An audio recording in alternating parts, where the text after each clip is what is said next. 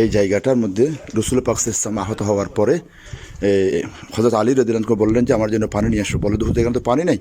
বলে উহুদের ভিতরে যাও, উহুদের পাহাড়ের ভিতরে এইখান থেকে পানি নিয়ে নবীজির চেহারায় পাকে দিয়েছে। এত প্রচণ্ড গরমের মধ্যে সব এখানে শুকনা কিছু নাই পানি, কিন্তু যেখান থেকে মৌলা আলী শেরহ তাকে নবীজি পাঠিয়ে পানি নিয়েছিলেন এই 1400 বছর আগে, এই পানিগুলো এখনও সংরক্ষিত এখানে আছে।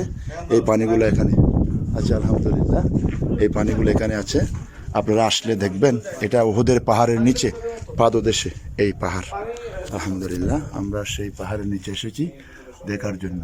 আলহামদুলিল্লাহ আপনারা দেখতে পাচ্ছেন আমরা এই পানি আমরা হাতে নিয়েছি, অত্যন্ত ঠান্ডা পানি, ঠান্ডা পানি দেখতে পাচ্ছেন।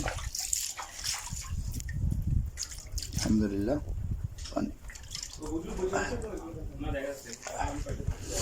আলহামদুলিল্লাহ আলহামদুলিল্লাহ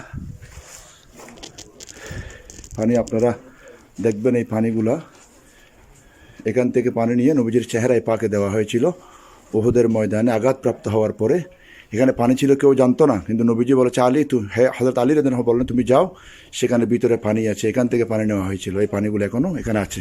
আলহামদুলিল্লাহ আলহামদুলিল্লাহ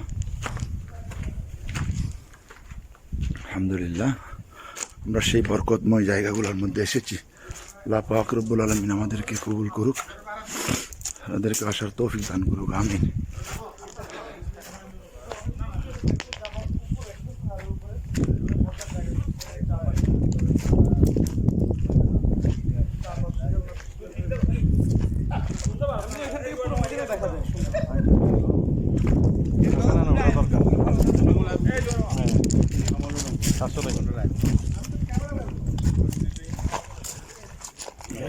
কিছুক্ষণ পরে পুলিশ চলে যাবে, পুলিশ চলে যাবে।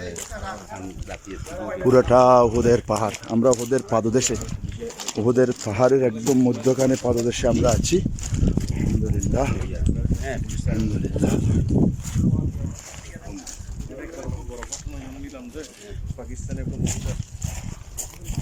পুরিয়া গড়িয়ারে মারি ফেলে যায়, বহুত বড় কথা এটা পাকিস্তান। মানে কাকতালীয় মহিলায় ভাবছেন যে পাকিস্তানি সেনাবাহিনীর প্রধানও খুব সমস্যা